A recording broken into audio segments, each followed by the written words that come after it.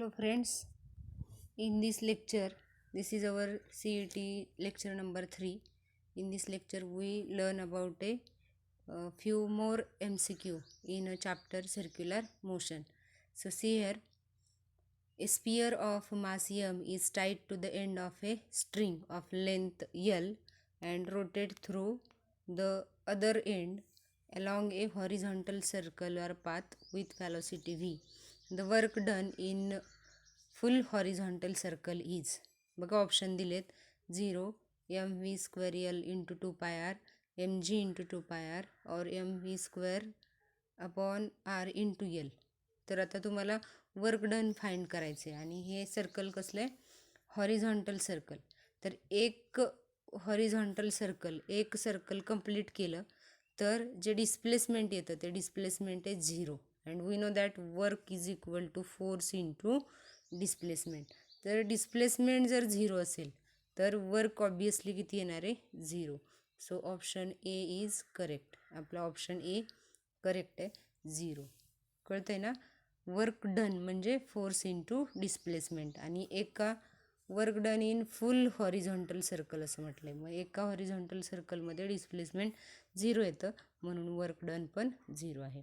Then next, if a particle move in a uniform speed, then its tangential acceleration will be.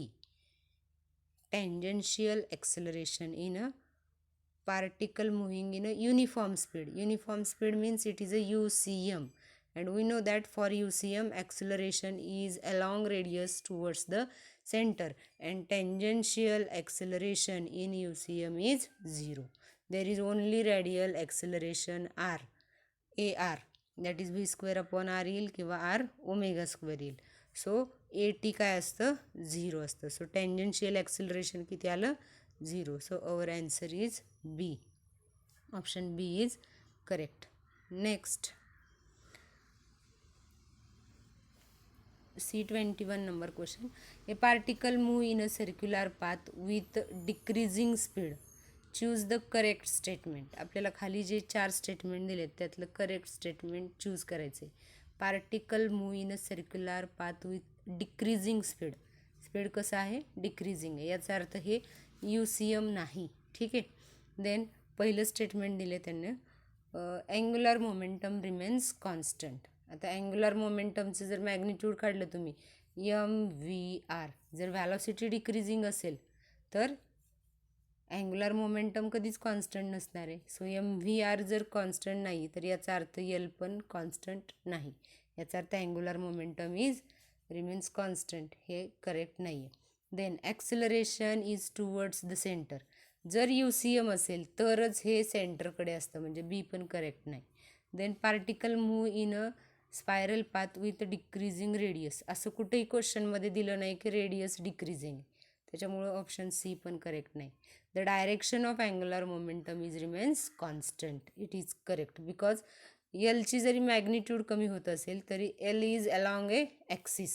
So ह्याची जी direction आहे ती continuously काय असणार आहे, एकाच डायरेक्शन असणार आहे. So direction of angular momentum is remains constant and this is the correct answer. So option D is correct. Next, body move along a circular path certain velocity. त्याला certain काय velocity आहे.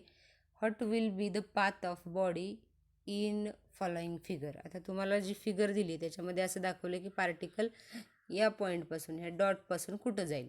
तर जेव्हा circular मोशनमध्ये particle जर A to B पर्यंत जातोय आणि B पासून तो मूव्ह होतोय तर तो सर्क्युलर पाथ कंप्लीट करत नाही. मग पार्टिकल एखादा सर्क्युलर मोशनमध्ये असताना तो जर मूव्ह झाला तर त्याची जी लिनियर पाथ आहे ती ऑलवेज कशी राहते, टँजन्शियल. कशी राहते, move tangentially out. So option D is correct. Radially out नाही आहे किंवा हॉरिझॉन्टली आउट नाही आहे, तर त्या पोझिशनला ह्या डॉटला कसं आहे तो tangentially out. So option D is correct. Then next 23, particle comes round a circle of radius 1 meter once.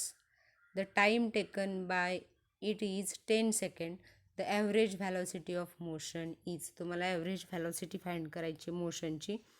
तर एका राऊंडमध्ये डिस्प्लेसमेंट किती येईल इथं दिले बघा. बाकीची व्हॅलॉसिटी काढायला तुम्हाला फॉर्म्युला वापरायची गरज नाही, बिकॉज वन्स राऊंड. आणि व्हॅलॉसिटी विचारले, स्पीड वगैरे नाही. So velocity V bar is equal to displacement upon time. आणि एका राऊंडमध्ये डिस्प्लेसमेंट 0 येतं, याचा अर्थ V is equal to 0 upon T. So displacement becomes 0. So our answer is D.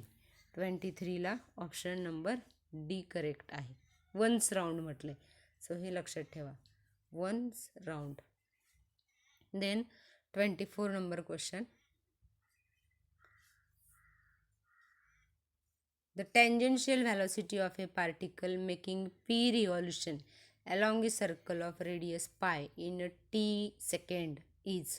आपल्याला टँजेन्शियल व्हॅलॉसिटी फाइंड करायची आहे. तर त्याच्यासाठी रेडियस दिली आहे, किती आहे, पाय.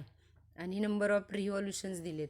म्हणजे थोडक्यात तुम्हाला आर दिला आहे पाय आणि नंबर ऑफ रिव्हॉल्युशन एन दिलं आहे P per second, P upon T. एनची व्हॅल्यू आहे P upon T RPS. So आपल्याला फाइंड करायचे velocity. We know formula V is equal to R omega and omega is equal to 2 pi N. So R into 2 pi N. एनची value तुम्ही put करणारे P upon T आणि आरची value put करणारे पाय. So we gate 2 pi square p upon T.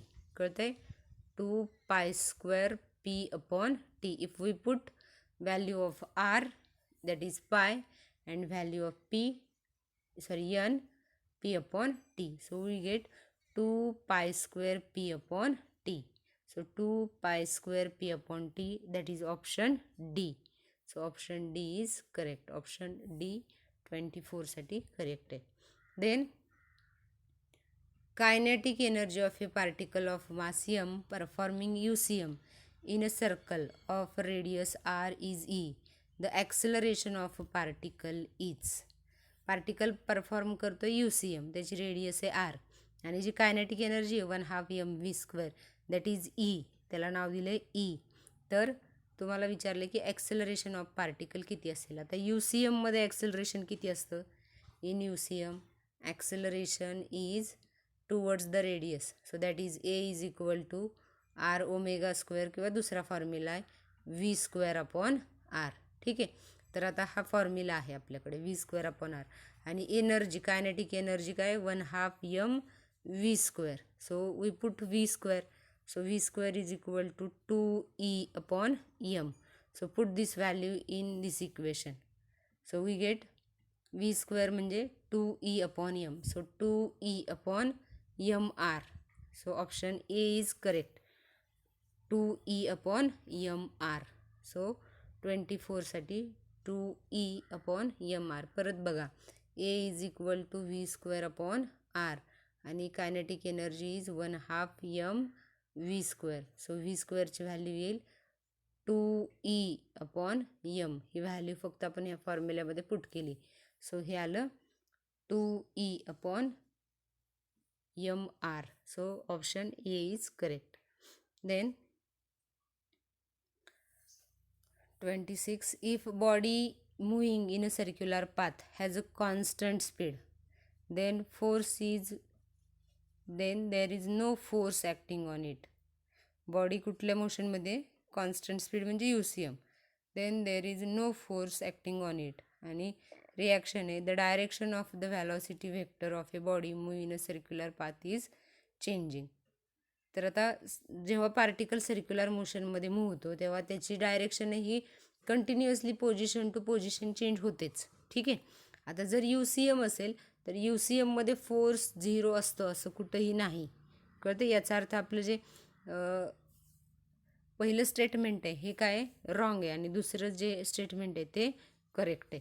So ऑप्शनमध्ये बघा, तर लास्टला दिले बघा, डी ऑप्शनमध्ये सांगितलं आहे फर्स्ट जे स्टेटमेंट आहे ते आपलं फॉल्स आहे, but reason is true. So D option is correct.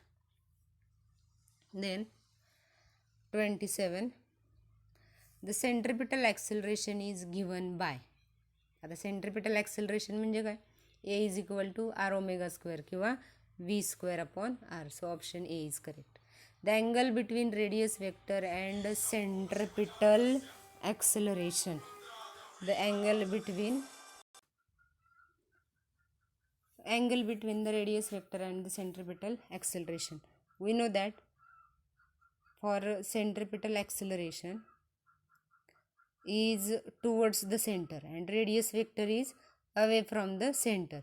तर एकाच लाईनवरती दोन व्हेक्टर आहेत, तर ह्यांच्यामधला जो अँगल आहे तो ऑब्वियसली किती असणार आहे, 180 degree. That is pi degree किंवा पाय रेडियन.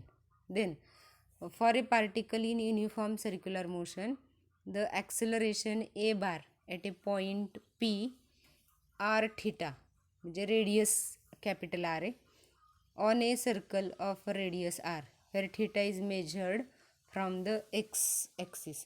म्हणजे थोडक्यात तुम्हाला असं दिलं आहे, सर्क्युलर मोशन आहे, तर सर्क्युलर मोशनमध्ये हे UCM आणि UCM म्हणजे acceleration is towards the centre.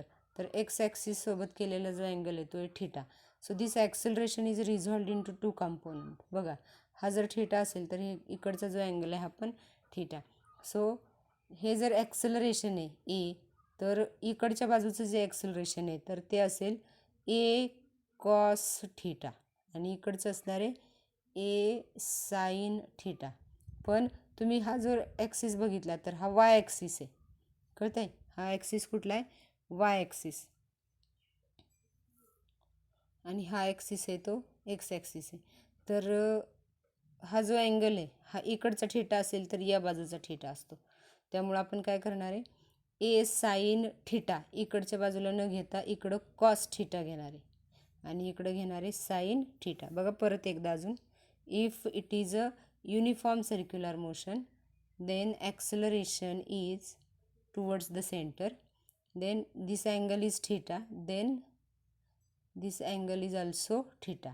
मग ज्या बाजूला थिटा आहे तिथला कंपोनंट ए कॉस थिटा आणि इकडचा जो कंपोनंट आहे हा ए साईन थिटा. ठीक आहे.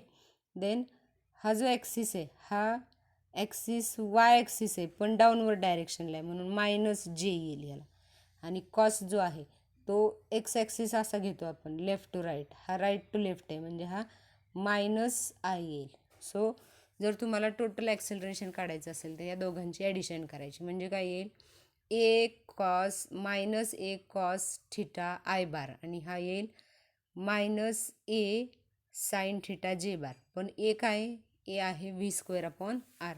जर दोन्हीकडे आपण व्ही स्क्वेअर अपॉन आर टाकलं आणि दोन्ही आय पण टर्म मायनस आहे आणि जे पण टर्म मायनस आहे तर ह्यातला option D is correct. Minus V square divide by R cos theta I bar minus V square divide by R sine theta J bar. तर हे फिगरवरून आपण सोडवू शकतो. Then question number 30. Two cars of masses m1 and m2 are moving in a circle of radius r1 and r2 respectively. Their speeds are such that they make complete circle in a same time t.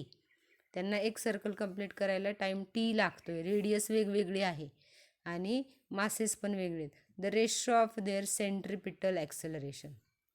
जर त्यांना एक circle complete करण्यासाठी same time लागत असेल तर त्यांचं जे angular speed आहे ते अँग्युलर स्पीड आपण काय म्हणूया, सेम आहे. याचा अर्थ angular speed is same, omega is same, आणि सेंट्रिपिटल ॲक्सेलरेशन इज ओमेगा काय म्हटले आपण, सेम, आणि centripetal acceleration a is equal to R omega square. मग आपण ह्याला जर A1 म्हटलं तर हा येईल R1 omega square divided by A2 म्हटलं तर R2 ओमेगा स्क्वेअर. मग omega square get cancel. So we get A1 upon A2 is equal to R1 upon R2. So option C is correct. Option C दिला आहे R1 by R2. Very easy. The ratio of centripetal acceleration a is equal to R omega square. जर त्यांना time same लागत असेल तर त्यांचं angular speed same असणार आहे 2 पाय अपॉन टी. ठीक आहे. Then question number 31. Particle move in a circle of radius 5 centimeter with constant speed and time period is 0.2 pi second. The acceleration of particle is very easy. Formula is centripetal acceleration आहे म्हणजे constant speed म्हटलं याचा अर्थ acceleration centripetal आहे. So formula is A is equal to R omega square. Then ओमेगाची value तुम्हाला दिली आहे 2π/t. So 2π divided by T किती दिलं आहे, टाईम दिला आहे 0.2 इंटू पाय याचं स्क्वेअर. आणि आरची value, R is in 5 centimetre, त्याला कन्वर्ट करा 5 इंटू 10⁻⁻² मीटरमध्ये घेतलं आपण. सो इकडं पाय पाय गेट कॅन्सल. हा येईल 2 डिवायडेड बाय 0.2 म्हणजे 20 डिवायडेड बाय 2 त्याचा स्क्वेअर. सो हे येईल 10चं स्क्वेअर 100 म्हणजे 10⁻² आणि हा 10⁻² get cancel. So we get answer 5 metre per second. परत एकदा बघा, A is equal to R omega square. आरची व्हॅल्यू तुम्हाला दिली आहे 5 सेंटीमीटर आणि सगळे ऑप्शन आहेत मीटरमध्ये, म्हणून 5 इंटू 10⁻² आणि ओमेगाची व्हॅल्यू 2π/t आणि टी दिला आहे 0.2 into पायचा square. So pi pi get cancel. 0.2 divided by 0.2 is 10चा स्क्वेअर 100 म्हणजे हे सगळं कॅन्सल होईल, फक्त राहिलं 5. Then 32, if a cycle wheel of radius 0.4 meter complete 1 revolution in 1 second, then acceleration of the cycle is. आपल्याला सायकलचं ॲक्सिलरेशन काढायचं आहे. सो ॲक्सिलरेशन काढण्यासाठी आपल्याकडे फॉर्म्युला आहे, cycle of radius 4.4 metre complete 1 revolution in 1 second, then the acceleration of the cycle is. Okay, so omega is equal to 2πn आणि revolution किती आहेत आपल्याकडे 1. सो ओमेगाची व्हॅल्यू घेऊया आपण 2πn आणि रिव्हॉल्युशन 1 आहे म्हणजे ओमेगा आला 2π. ठीक आहे, आणि ए इज इक्वल टू ॲक्सेलरेशन जर काढायचं तर आर ओमेगा स्क्वेअर एका रिव्हॉल्युशनसाठी. सो आरची व्हॅल्यू तुम्हाला दिली आहे, आर इज इक्वल टू 0.4 आणि 2π² म्हणजे 4π². So our answer is 4 into 0.4 is 1.6π². सो 1.6π² कुठं आहे तर आहे, तर हा ऑप्शन डी इज करेक्ट, 1.6π². ठीक आहे. Then particle move in a circle of radius 25 centimetre at a 2 revolution per second. The acceleration of the particle in metre per second is. Okay, आपल्याला ॲक्सिलरेशन फाइंड करायचं आहे. So in this case 2 revolution म्हणजे n is equal to 2 दिलं आहे. Then आरची value दिली आहे 25. Then पण आरची जी value आहे ती दिली आहे सेंटीमीटरमध्ये, आपल्याला ती कन्वर्ट करावं लागेल मीटरमध्ये. 25 into 10⁻². Same formula, A is equal to, आता जसं आपण घेतलं A is equal to R omega square. So if we put the value n is equal to 2, then omega is equal to 2πn आणि n2 घेतलं तर हे येईल 4π. ओमेगाची value आली 4π. सो 4π² म्हणजे 16π येईल आणि आरची व्हॅल्यू आहे 25 इंटू 10⁻², तो खाली लिहिला मी 100 आणि हे आलं 4π². सो 16π². ठीक आहे, हे आलं 4. 25 डिवाइड बाय 100 इज 4. सो परत 16 divide by 4 is 4π². So option C is correct, 4π². 33ला ऑप्शन सी करेक्ट आहे, 4π². ओके.